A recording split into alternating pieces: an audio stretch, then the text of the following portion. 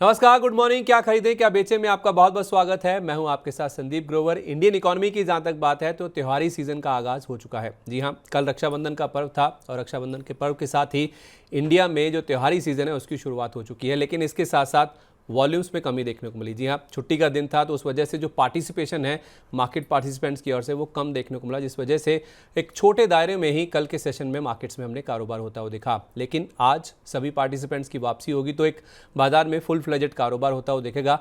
ऐसे में आपको कैसे बाजार में रणनीति बनानी चाहिए, इस पर बातचीत करने के लिए, हमारी मदद करने के लिए, हमें गाइड करने के लिए Lakshmi Shri investment and securities के head of research Anshul Jain ji हमारे साथ कार्यक्रम में शामिल हो रहे हैं। अंशुल सर, बहुत बहुत स्वागत है आपका सर। Very good morning.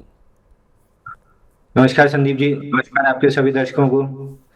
तो बाजार में हमने देखा कल के सेशन की अगर हम बात करें तो एक छोटे दायरे में ही कारोबार होता हुआ नजर आया और काफ़ी सपाट क्लोजिंग कल के सेशन में मार्केट में हमने होती हुई देखी भी है। ज़रा कुछ पॉइंटर्स आपके सामने रखने की कोशिश करते हैं किस तरह से बाजार में कल का कारोबार हुआ था, फिर आज की रणनीति बनाने की कोशिश करेंगे।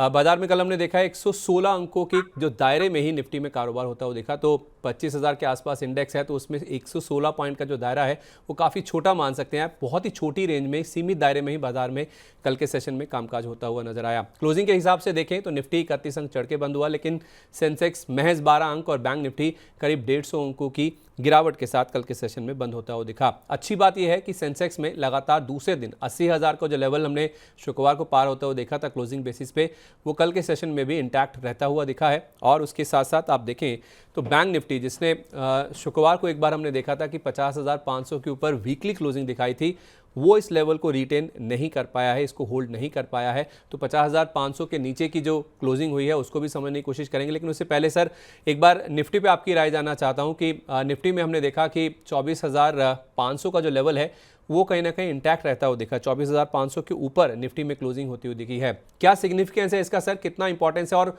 कितनी और तेजी बाकी है निफ्टी में 24,500 के ऊपर?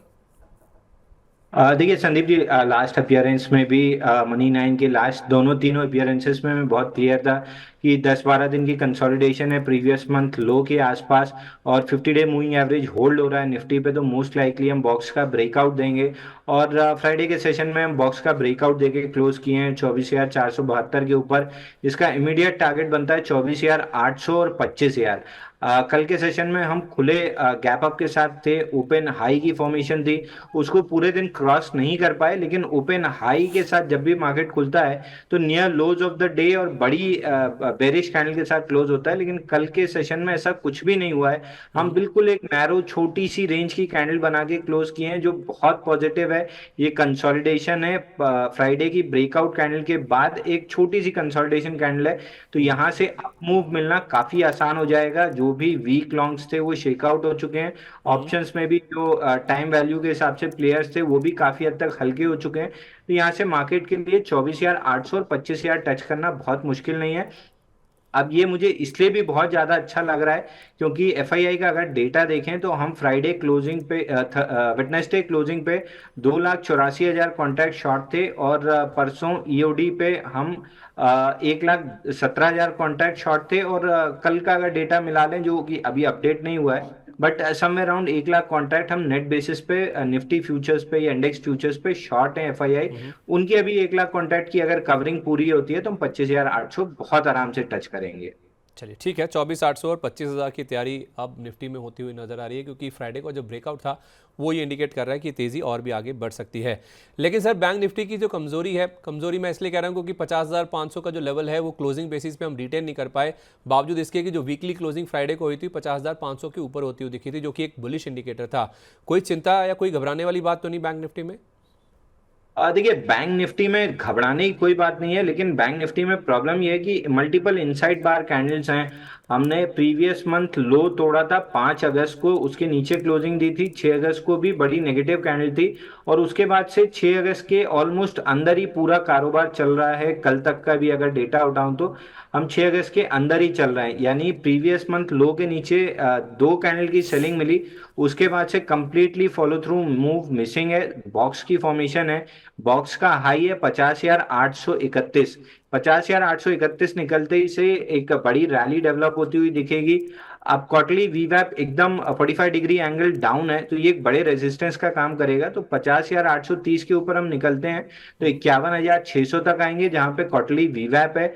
इसके पास हम थोड़ा सा कंसोलिडेट करेंगे, 4-5 दिन एब्जॉर्ब करेंगे, और उसके बाद जब हम निकलेंगे तो 53,000 तक की अपसाइड बनती हुई दिखेगी। तो दोनों इंडेक्स में मैं काफी बुलिश हूँ। और अगर बैंक निफ्टी 50,830 के ऊपर क्लोज कर लेता है तो फिर बैंक निफ्टी लीड करेगा रैली को कंपेयर टू निफ्टी, बट अभी रिलेटिव स्ट्रेंथ निफ्टी में है। तो आउट ऑफ द टू अगर आपको एक ट्रेड करना है तो एनी डे आपको निफ्टी ट्रेड करना चाहिए। और 50,830 के ऊपर जैसे स्पॉट बैंक निफ्टी क्लोज दे, आपको लॉन्ग्स बैंक निफ्टी में लेना स्टार्ट करना चाहिए, क्योंकि वहां पे आउट परफॉर्मेंस आना स्टार्ट हो जाएगी। ठीक है, तो 50,800 का वेट कर लें, 50,830 का। जब तक बैंक निफ्टी इसके ऊपर बंद नहीं होता तब तक आप तेज़ी की पोजीशन से थोड़ा सा यहाँ पे बच सकते हैं, लेकिन इसके बाद ब्रेकआउट होने के बाद आप चाहें तो तेज़ी की पोजीशन बना सकते हैं। निफ्टी कंपैरेटिवली ज़्यादा स्ट्रांग नज़र आ रहा है, तो यहाँ पे 24,800 25,000 की तैयारी नज़र आ रही है। कल का अगर आप कुछ सेक्टोरल एक्शन देखने की कोशिश करें तो उसमें मेटल एज अ पैक अगर आप देखेंगे तो लीड करता हुआ नज़र आ रहा था। मेटल के साथ साथ अगर आप देखेंगे तो तेल, गैस, एनर्जी, कंज्यूमर ड्यूरेबल, ये कुछ और सेक्टर्स हैं जो कि कल के स्टार परफॉर्मर थे। कल बाजार भले ही फ्लैट बंद हुआ, लेकिन इन इंडेक्स में हमने देखा कल काफ़ी शानदार परफॉर्मेंस देखने को मिला। ऑटो और बैंकिंग फाइनेंशियल की अगर आप बात करें, जिसमें आप खास तौर पे प्राइवेट बैंक्स की बात करेंगे, जिसमें एक्सिस बैंक निफ्टी में भी अगर आप देखेंगे तो अंडर परफॉर्म कर रहा था। ये कुछ ऐसे तबके हैं जो कि बाजार को कल कमज़ोर कर रहे थे या फिर नीचे की ओर खींच रहे थे।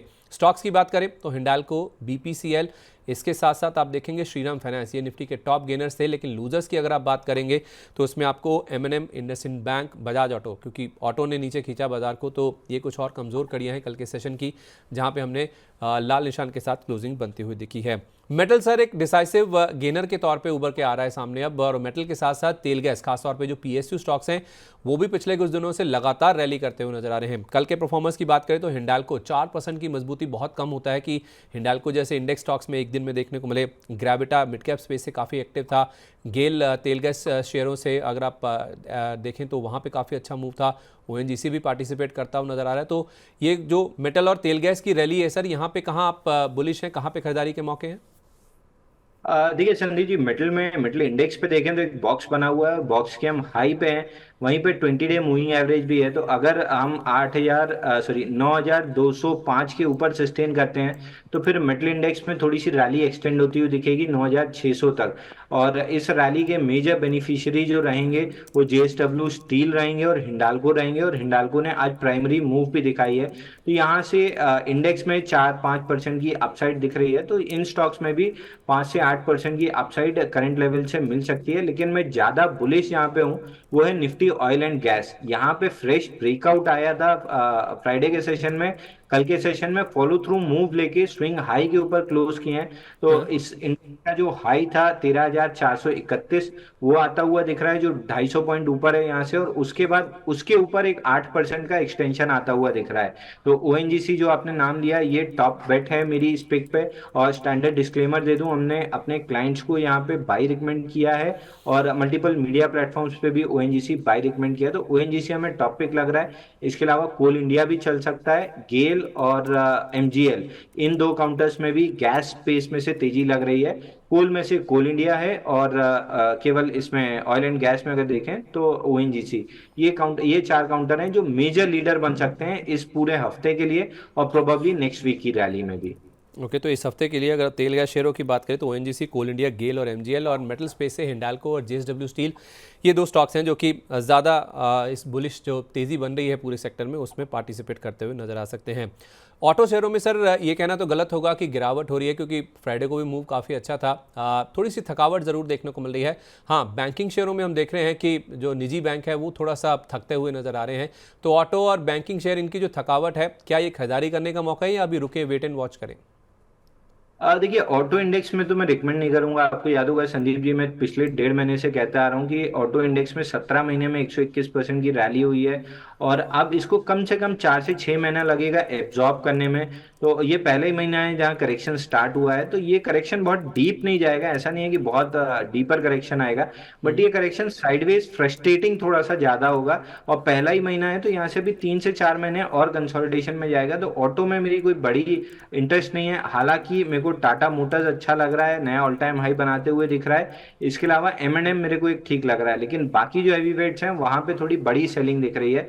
तो दो स्टॉक ऊपर, बाकी स्टॉक्स जो कम वेटेज वाले हैं वो नीचे जाते हुए दिख रहे हैं, इसलिए इंडेक्स साइडवेज दिख रहा है।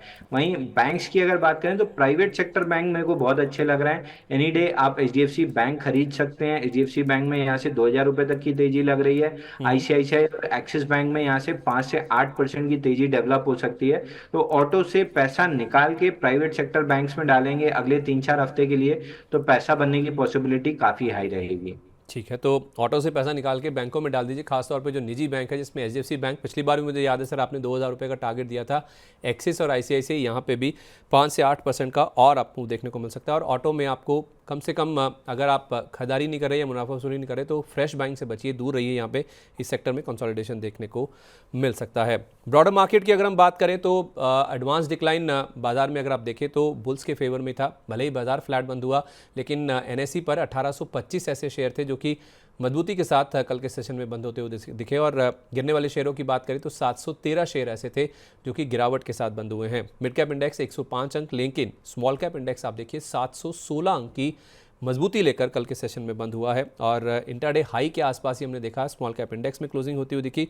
मिड कैप इंडेक्स जरूर अपना जो हाई बना था 58,111 का, वहां से अगर आप देखेंगे तो करीब 350 अंक फिसल कर या हाई लेवल से करेक्ट होकर कल के सेशन में बंद होता हुआ देखा। लेकिन हमारे लिए अच्छी बात यह है कि एडवांस डिक्लाइन अभी भी बुल्स के फेवर में है। भले ही बाजार फ्लैट था, लेकिन छोटे मझोले शेयरों में एक्शन काफ़ी ज़्यादा देखने को मिल रहा था। कुछ स्टॉक्स आपके सामने रखना चाहूँगा सर। कल के स्टार परफॉर्मर की बात करें तो उसमें कैप्लिन पॉइंट था, गोडफ्रे फिलिप्स, यहाँ पे तो 20% का ऊपरी सर्किट लग गया। IIFL फाइनेंस, त्रिवेणी इंजीनियरिंग, ये कुछ स्टार परफॉर्मर्स थे कल के सेशन में। इनके चार्ट्स देख के सर कोई ऐसा स्टॉक जिनमें अभी भी इस हफ्ते के लिए या आज के लिए पोजीशन बनाई जा सकती हो? देखिए संदीप जी, आपने ब्रॉडर मार्केट की बात की, तो ब्रॉडर मार्केट पे एक छोटा सा टेक मैं आपको दे देता हूँ। आप देखिए कंटिन्यूअसली पिछले 1.5 महीने से stocks about 20 day moving average की जो मार्केट ब्रेथ है वो 80% से फिसल के 28% आ गई थी। हम्म। फ्राइडे पहला सेशन था जहां पे थोड़ा सा रिवर्सल आया है और 50% स्टॉक्स वापस से 20 डे मूविंग एवरेज के ऊपर आए हैं और कल के सेशन में फॉलो थ्रू मूव मिला है। तो मैं ये मान के चल रहा हूँ कि ये पूरा हफ्ता mid cap small cap space में थोड़ा सा आउट परफॉर्मेंस रह सकता है। और जहां तक कैपली पॉइंट की बात है, यहाँ पे कप एंड हैंडल पैटर्न का ब्रेकआउट आया है और वॉल्यूम्स जो हैं almost 8x of 50 day average volume है। तो यहाँ पे 2000-2050 तक ये स्टॉक अपसाइड में जा सकता है। बाय दी वे, अगर मार्केट में थोड़ी सी भी करेक्शन या साइडवेज रहता है और इसमें थोड़ा सा डिप मिल जाता है 1790 के आसपास तक, तो एक आइडियल अपॉर्चुनिटी होगी स्टॉक को खरीदने के लिए। ऊपर ठीक में है। 2050 तक जा सकता है। वहीं गॉडफ्रे फिलिप्स में फाइनली एक ब्रेकआउट आया है 4450 पे। स्टॉक मैंने मीडिया प्लेटफॉर्म्स पे रिकमेंड किया था, ये आप ही के चैनल पे रिकमेंड किया था 4450 में। आई गेस ये जुलाई एंड में रिकमेंड किया था। वहां से थोड़ा सा समय लिया, स्टॉक ने थोड़ा फ्रस्ट्रेट किया, लेकिन जब चला तो 3 ही दिन में पूरा काम खत्म कर दिया। 4450 में बाय दिया था, आज 5250 खड़ा है और मोस्ट लाइकली 2 से 3 हफ्ते में ये स्टॉक 5400 5450 के लेवल्स भी दिखा देगा। तो जिसके पास है वो होल्ड कर सकता है, जिसके पास नहीं है वो फ्रेश बाई भी कर सकता है। ठीक है, तो गॉडफ्रे फिलिप्स कल 20% का ऊपरी सर्किट लगा था 4450 रुपये पर। इसी मनी 9 के प्लेटफॉर्म पर ही आपको बताया गया था ये शेयर 5250 हो गया है। अब अगर आप 2 से 3 हफ्ते का और समय देते हैं तो 5400 5450 तक के जो लेवल्स हैं वो भी स्टॉक में देखने को मिल सकते हैं। चलिए कुछ और स्टॉक्स ऐसे ही जिनमें आज दमदार एक्शन देखने को मिल सकता है कल की रैली के बाद, उसकी ओर चलते हैं और आज की तैयारी शुरू करते हैं। OFS खत्म हो चुका है सर हिंदुस्तान जिंक का, लेकिन हिंदुस्तान जिंक के स्टॉक को अगर आप देखेंगे कल भी 4.5% गिर के बंद हुआ। और इनफैक्ट पिछले 4 से 5 दिन से अगर आप देखेंगे लगातार इसमें कमजोरी ही देखने को मिल रही है। तो हिंदुस्तान जिंक में क्या इस कमजोरी में खरीदारी करनी चाहिए? और on the flip side Vedanta जो कि OFS लेके आया था, इसमें कल भी 3% के आसपास की तेजी ही देखने को मिली है। तो ये जो दोनों तरफा या कॉन्ट्राडिक्टरी मूव जो देखने को मिल रहे हैं हिंदुस्तान जिंक और वेदांता में, दोनों शेयरों पर अपनी राय दीजिए सर। देखिए हिंदुस्तान जिंक में तो पहले बहुत काफी हद तक करेक्शन हो चुका है। Vertical near about vertical down move थी 800 रुपए से 495 रुपए आगे क्लोज किया है। गैप डाउन के बाद ऊपर चला था, सॉरी कल के सेशन में गैप डाउन के बाद ऊपर चला था वॉल्यूम्स काफी हाई हैं, तो स्टॉक में अब ओवरसोल्ड कंडीशन है, यहाँ से एक बाउंस बैक की प्रोबेबिलिटी काफी हाई है। हम्म। बाउंस बैक थोड़ा सा शार्प रहेगा, 540 590 के बीच तक ये बाउंस बैक आ सकता है, लेकिन वहां पे सेलिंग की सोचनी चाहिए। फ्रेश बाइंग की मेरी तरफ से रिकमेंडेशन नहीं है। बेटर ब्रेकआउट काउंटर्स हैं जहां बाई कर सकते हैं, पुल बैक काउंटर्स में मैं जनरली बाई रिकमेंड नहीं करता हूँ। लेकिन ठीक अगर है। किसी के पास फंसा है तो 540 और 590 में निकलना चाहिए। वहीं वेदांता में देखें तो वेदांता में एक फॉलोइंग ट्रेंड लाइन की almost on the verge of breakout आया है, यहाँ से 457 तक स्टॉक आराम से निकल जाएगा।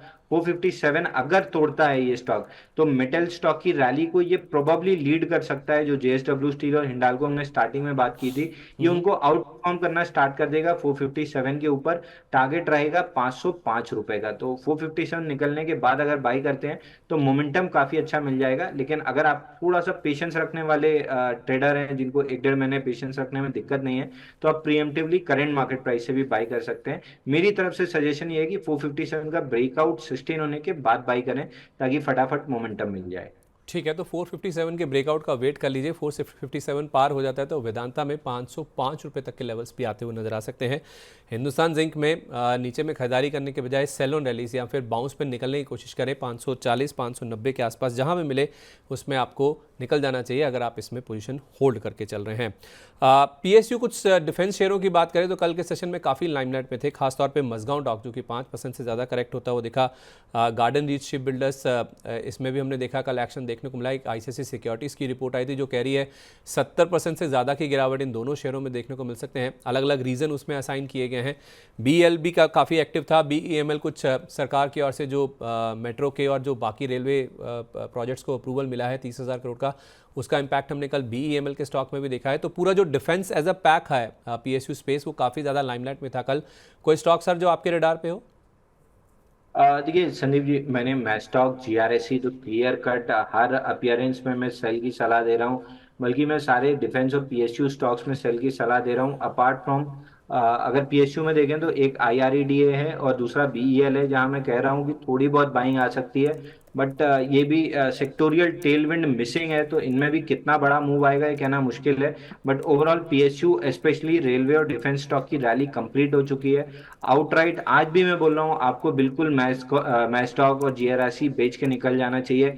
अपने हाई से 50% करेक्ट होने के 80% चांसेस हैं, और दोनों स्टॉक काफी अच्छे वॉल्यूम के साथ टॉप आउट हुए हैं। तो जैसे ही 50 मूविंग एवरेज टूटेगा, इनमें वर्टिकल ड्रॉप आएगा। फिलहाल के लिए swing lower 50 day moving average दोनों 45 50 के आसपास है, वहां तक स्टॉक आ रहा है। वहां पे 2 4 5 दिन कंसोलिडेट कर सकता है, उसके बाद जब गिरेगा तो इस स्टॉक में बड़ी तेजी से डाउन मूव 2880 की तरफ आएगी।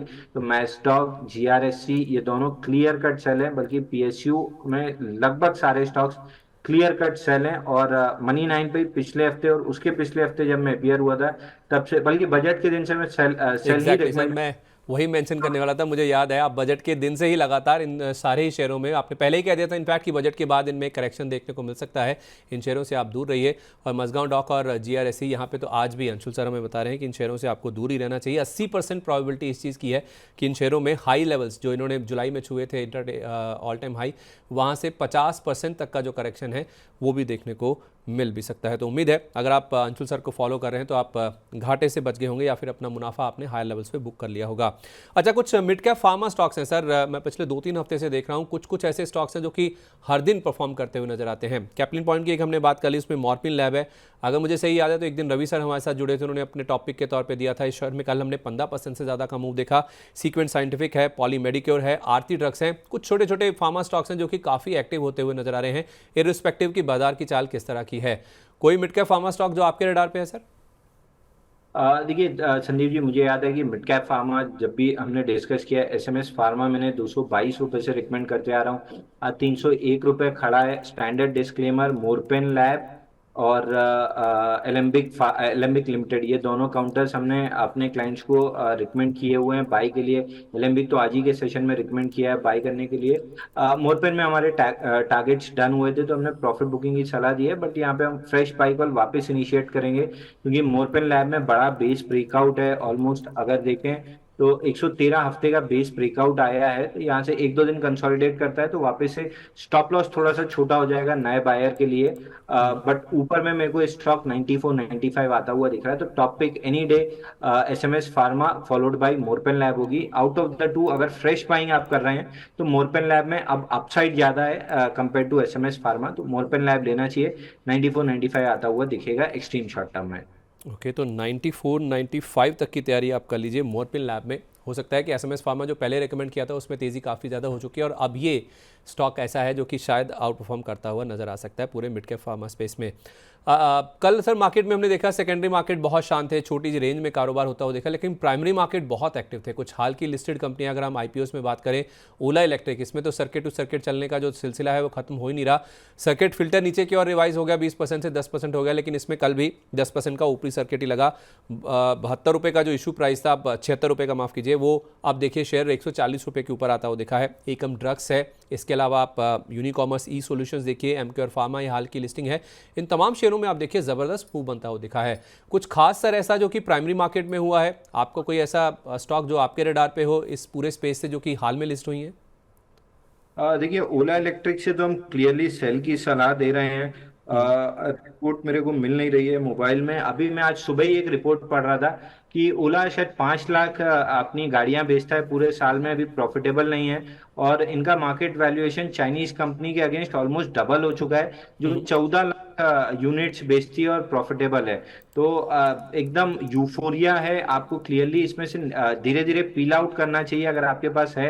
117 रुपए से मैं रिकमेंड करते आ रहा हूँ कि आप 20-20% क्वांटिटी हर 10% अप मूव में बुक करना स्टार्ट कीजिए। और वही सलाह मेरी है कि अगर थोड़ी बहुत क्वांटिटी आपके पास बची है तो आप स्टॉप लॉस रिवाइज कर लीजिए 140 का। 140 टूटता है तो इसमें फिर थोड़ा सा डाउन साइड 110 105 रुपए तक आती हुई दिखेगी, और फिर बड़ा बेस बिल्ड करने जाएगा ये स्टॉक। तो अगर लास्ट आपके पास कुछ क्वांटिटी बची है तो 155 156 के आसपास पूरी प्रॉफिट बुकिंग करके निकल जाना चाहिए। स्टॉक अब टॉप आउट लग रहा है, यहाँ से अपसाइड बहुत लिमिटेड है, लेकिन डाउन साइड जोमेटो जैसी ओपन हो सकती है। जो जोमेटो लिस्टिंग एकदम से डबल हुआ था और वापस से आधा हो गया था, तो कुछ उस तरीके प्राइस एक्शन रिपीट हो सकता है। तो ओला क्लियरली मेरी तरफ से एग्जिट की सलाह है। ठीक है, तो ये राय है फिलहाल जहाँ तक ओला की बात है। हर 10% राइस पर आप चाहें तो अपना 20% मुनाफा बुक करके चल सकते हैं, और बाकी पोजीशन को स्टॉप लॉस लगा लीजिए, 140 रुपये का होल्ड करके चल सकते हैं। पेपर शेयरों पे आपकी राय लेना चाहता हूं सर, दो तरह से। पहली बात तो पेपर शेयरों में हम देख रहे हैं कि मूव काफ़ी स्ट्रांग आ रहा है। उसमें कुछ स्टॉक्स हैं जिसमें मालू पेपर कल बहुत एक्टिव था, पदमजी पेपर है, श्री रामा न्यूज़ प्रिंट है, वेस्ट कोस्ट पेपर है, सारे शेयर कल के सेशन में काफ़ी ज़्यादा एक्टिव थे। एक तो इन शेयरों पर राय दीजिए, और दूसरा, अमूमन ऐसा माना जाता है कि पेपर शेयर शायद last leg of the rally में चलते हैं। जब बाजार बिल्कुल अपनी last leg of the rally में होता है तब इन शेयरों में मूव देखने को मिलता है। क्या अभी भी वो व्यू इंटैक्ट है? क्या आप इससे इत्तेफाक रखते हैं? देखिए मैं इस चीज़ से इत्तेफाक इसलिए भी नहीं रख रहा हूँ क्योंकि मे भी प्रीवियसली ऐसा हुआ हो। लेकिन मैंने ऐसा मतलब ये पैटर्न मैंने देखा नहीं है, तो मैं इस पे नहीं कमेंट करूंगा। लेकिन चूंकि इंडेक्स पे मेरे को क्लियरली ब्रेकआउट दिख रहा है और एफआईआई की अभी भी शॉर्ट कॉन्ट्रैक्ट्स हैं, तो मैं इंडेक्स पे तो कंप्लीट मतलब पूरी तरीके से लॉन्ग बायस्ड हूँ। मैं पिछले वेडनेसडे क्लोजिंग से लॉन्ग कहते आ रहा हूँ, और आप देखिए मार्केट वहां से ब्रेकआउट लेके क्लोज किया है। तो इंडेक्स पे तो मैं बुलिश हूँ। पेपर स्टॉक्स में लिमिटेड मेरा एक पदमजी पेपर इकलौता स्टॉक है जो मेरी रेडार में है, क्योंकि यहाँ पे एक फ्लैगिश काइंड ऑफ एक्शन बन रहा है। 124 पर निकलते से स्टॉक में 155 56 तक की रैली बनेगी। बाकी पेपर स्टॉक्स में बाउंस बैक ज्यादा है बजाय किसी फ्रेश ब्रेकआउट के, तो उनमें मेरा बहुत ज्यादा इंटरेस्ट नहीं है। लेकिन अगर आपके पास प्रीवियसली कुछ फंसा हुआ है, जेके पेपर, मालू पेपर और बाकी पेपर स्टॉक्स, तो रैलीज पे बेचने की कोशिश कीजिए। लेकिन अगर फ्रेश बाइंग करनी है तो पदमजी पेपर बहुत अच्छा लग रहा है, फ्लैगिश एक्शन है। प्रीएम्प्टिव 117 118 पे ले सकते हैं। 124 रुपये 50 पैसे निकलते ही से बड़ा मोमेंटम आएगा 154 55 तक। तो पदमजी पेपर हमारी टॉपिक है इन पेपर इंडस्ट्री। ठीक है, तो बाकी पेपर स्टॉक्स में आप सेल ऑन रैली या फिर बाउंस पे निकलने की कोशिश करें। केवल एक पदमजी पेपर है जो कि 155 तक जाने की तैयारी कर रहा है, तो इसमें आप चाहें तो फ्रेश खरीदारी भी करके चल सकते हैं। आखिरी सवाल आपसे सर, आपने कहा कि ये हफ्ता हो सकता है कि शायद मिड कैप स्मॉल कैप शेयरों के नाम रहे, तो कुछ ऐसे स्टॉक्स, ऐसे मिड कैप स्मॉल कैप जो आपको लगता है कि इस हफ्ते आउट परफॉर्म कर सकते हैं, जहाँ पे आप खरीदारी करने की राय देंगे सर? देखिए पहले स्टैंडर्ड डिस्क्लेमर दे दूं कि ये दोनों स्टॉक्स कल के सेशन में हमने अपने क्लाइंट्स को रिकमेंड किए हैं, और ऑलमोस्ट इसी रेट के आसपास रिकमेंड किए हैं, तो आपके दर्शक भी ऑलमोस्ट उसी रेट के आसपास एंटर करेंगे। यहाँ पे मेरे कंपनी के क्लाइंट्स ने किए हैं, तो बहुत ज़्यादा प्राइस डिफरेंस नहीं रहेगा। पहला स्टॉक है पीसी ज्वेलर्स। यहाँ पे 94 वीक्स का एक बेस ब्रेकआउट आया है और फैग एंड पे दो इनसाइड बार से ब्रेकआउट आया है, तो इस स्टॉक को बाई करके चलना चाहिए। समवेयर अराउंड 99.5 के ऊपर फ्रेश ब्रेकआउट बन जाएगा, तो 99.5 निकलते ही से फ्रेश बाइंग की जा सकती है। ऊपर में 124 125 का टारगेट मिलेगा। स्टॉप लॉस रहेगा 91 रुपीज का ऑन दी क्लोजिंग बेसिस। 91 के नीचे क्लोज हो तो स्टॉप लॉस ट्रिगर करना है, नहीं तो आराम से स्टॉक को होल्ड कीजिए, 124 रुपये मिलेगा। दूसरा स्टॉक जो हमने रिकमेंड किया है वो है एलेम्बिक लिमिटेड। इस स्टॉक में फ्लैग पैटर्न का ब्रेकआउट आया है, 22 दिन का फ्लैग रहा है, तो यहाँ पे 151 के आसपास बाई कर सकते हैं। कल ओपन लो की फॉर्मेशन थी, 141 का लो है, उसी को स्टॉप लॉस लगाना चाहिए। 1 रुपये बफर दे दीजिए, 140 रुपये का बेहतरीन स्टॉप लॉस बनेगा। और ऊपर में 184 रुपीज का टारगेट प्रोबेबली नेक्स्ट वीक तक आपको आता हुआ दिखेगा। तो ये दो स्टॉक बाय रिकमेंडेशन हमने अपने क्लाइंट्स को भी दिए हैं, तो एज ए स्टैंडर्ड डिस्क्लेमर हमारे क्लाइंट्स लॉन्ग हो सकते हैं, और आपके दर्शकों को भी लगभग सेम रेट पे ही बाय दे रहा हूँ मैं। ठीक है, तो ये सर इसी हफ्ते के लिए या 1 से 2 हफ्ते का व्यू लेके चलना है? देखिए, पीसी ज्वेलर्स मेरे को लग रहा है कि प्रोबेबली चूंकि छोटा सर्किट है तो 2 हफ्ते का समय लेगा। एलेम्बिक लिमिटेड प्रोबेबली इस वीकेंड में कर सकता है, लेकिन अगर नहीं करता है तो नेक्स्ट वीक तक टारगेट आने की संभावना बहुत ज़्यादा हाई है। ठीक है, तो मैं 1 से 2 हफ्ते का समय मान के चलता हूँ कि दोनों शेयरों में जो टारगेट्स हैं वो आते हुए दिखेंगे। एलेम्बिक लिमिटेड 151 के आसपास खरीदिए, 184 का टारगेट है, 140 का आपको स्टॉप लॉस रखना चाहिए। और दूसरा नाम है पीसी ज्वेलर का, जहाँ पे एक के बाद एक बैंक की ओर से इनका जो वन टाइम सेटलमेंट एग्रीमेंट है उसको मंजूरी दी जा रही है, और शेयर में हमने देखा काफ़ी सारे सर्किट भी लगते हुए दिखे हैं। तो ये अपने जो डेट डिफ़ॉल्ट हुआ था इनका पूरा उस सिलसिले से बाहर आने की कोशिश कर रहा है। 124 का टारगेट है, 99.50 के ऊपर आपको खरीदना है, 91 का आपको स्टॉप लॉस रखना है। 2 हफ्ते का समय देके चलना है। पीसी ज्वेलर में भी आप खरीदारी करके चल सकते हैं। बहुत बहुत धन्यवाद अंशुल सर, आज सुबह सुबह हमारे साथ शामिल होने के लिए और अपनी राय देने के लिए। जाने से पहले कोई डिस्क्लोजर्स, बहुत सारे स्टॉक सेक्टर्स की बात हुई है। देखिए, जितने स्टॉक्स डिस्कस किए हैं इसमें से मेरे पर्सनल पोर्टफोलियो में तो कोई भी नहीं है, लेकिन क्लाइंट्स के पोर्टफोलियो में जरूर हो सकते हैं। और पीसी ज्वेलर और एलेम्बिक लिमिटेड ऑलरेडी मैंने बता दिया कि हमने अपने क्लाइंट्स को मंडे के सेशन में ही बाय रिकमेंड किए हैं। चलिए, बहुत बहुत धन्यवाद sir, thank you so much for joining us today. Wish you a very profitable day, और उम्मीद करते हैं आपके लिए दिन आज का बहुत शुभ होगा। Thank you, same to you. Thank you. तो क्या खरीदे क्या बेचे में आज के लिए बस इतना ही, लेकिन सुबह 10:30 बजे बीच बाजार में जुड़ना मत भूलिएगा। मेरे सहयोगी विवेक मित्तल आपके लिए खास कार्यक्रम लेके आते हैं। छोटे मझोले स्टॉक्स पर काफ़ी ज़्यादा फोकस रहता है, ग्लोबल मार्केट्स की हलचल क्या रहती है, उसका इंडियन मार्केट्स पर, इंडियन इकोनॉमी के ऊपर किस तरह का असर देखने को मिलेगा, ये सब आपको मिलता है सुबह 10:30 बजे बीच बाजार। जुड़ना मत भूलिएगा। सोमवार से शुक्रवार मेरे सहयोगी विवेक मित्तल ये खास कार्यक्रम आपके लिए लेके आते हैं। तो क्या खरीदे क्या बेचे में आज के लिए बस इतना ही। उम्मीद करते हैं आज का दिन आपके लिए भी काफ़ी प्रॉफिटेबल होगा। एक फुल फ्लेजेड डे होगा, जब छुट्टी के बाद आप मान लीजिए या त्यौहार के बाद बाजार में फिर से फुल फ्लेजेड एक्टिविटी आज लौटती हुई नजर आएगी। इजाज़त दीजिए मुझे, कल आपसे फिर मुलाकात होगी, तब तक के लिए नमस्कार।